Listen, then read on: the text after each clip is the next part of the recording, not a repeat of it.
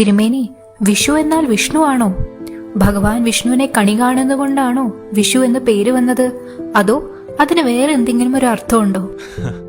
അല്ല മോളെ, പലരും അങ്ങനെയാണ് തെറ്റിദ്ധരിച്ചിരിക്കുന്നത്. പക്ഷേ സത്യം അതല്ല കേട്ടോ. സത്യത്തിൽ തുല്യമായത് എന്നാണ് വിഷു എന്ന വാക്കിന്റെ അർത്ഥം. അതെന്താ തിരുമേനി അങ്ങനെ തുല്യമായത് എന്ന് പറയാൻ കാരണം? സംസ്കൃതത്തിലെ വിഷുവത് എന്ന വാക്കിൽ നിന്നാണ് ഇതുണ്ടായത്. പകലും രാത്രിയും ഒരുപോലെ 12 മണിക്കൂർ വീതം വരുന്ന ദിവസമാണിത്. സൂര്യൻ മേടം രാശിയിലേക്ക് കടക്കുന്ന ഈ സമയം പ്രകൃതിയിലെല്ലാം സമമാവുകയാണ്. ആ സമത്വത്തിന്റെ സന്ദേശമാണ് വിഷു. അത് ശരി. അപ്പോ കണിയിൽ വെക്കുന്ന സാധനങ്ങളോ, അതിൽ വല്ല രഹസ്യമുണ്ടോ തിരുമേനി? ഇതാണിതിലെ രഹസ്യം.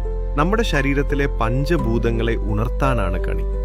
നിലവിളക്ക് അഗ്നിയായും വാൾ കണ്ണാടി വായുവായും സങ്കല്പിക്കും. കണ്ണാടിയിൽ സ്വന്തം മുഖം കാണുമ്പോൾ അഹം ബ്രഹ്മാസ്മി, അതായത് ഞാനും ആ പരമാത്മാവിന്റെ ഭാഗമാണെന്ന തിരിച്ചറിവാണ് ഉണ്ടാകേണ്ടത്. അറിവിന്റെ ഗ്രന്ഥം ആകാശത്തെയും മഞ്ഞ കണിവെള്ളരി ഭൂമിദേവിയെയും കിണ്ടിയിലെ തീർത്ഥം ജലത്തെയും പ്രതിനിധീകരിക്കും. ഈ 5 കാണുമ്പോൾ പ്രപഞ്ചം നിങ്ങളിലേക്ക് നിറയുകയാണ്. ഇത് ശരിക്കും അത്ഭുതമാണല്ലോ തിരുമേനി.